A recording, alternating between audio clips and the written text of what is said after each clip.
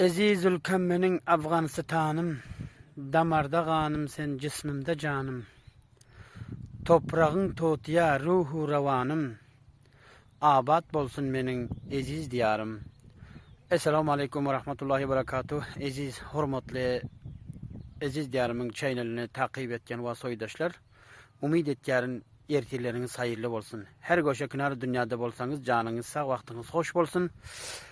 Bahar ayının gelmesi menen bile 1404 birlenci ayının 6. gününde Ramazan ayının hem 26. günü. Aziz vatandaşlar, istedim ki bugün adresimiz Vilayet Faryab Ulusvali Devletabad'ın sizlere şöyle bir sersebzliğini hizmetinize takdim edeyim dedim.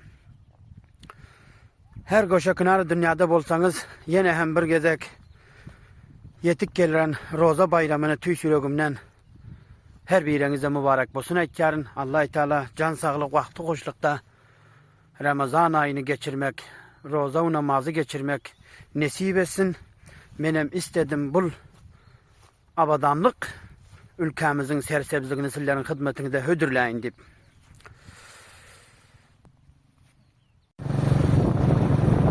Tağlar ini başı kardır, bahar gelse helale zardır.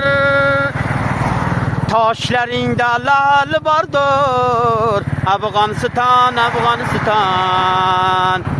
Taşlarında lal vardır, Afganistan, Afganistan. Sen tanımsan, vatanımsan, baba yurtu maskenimsen.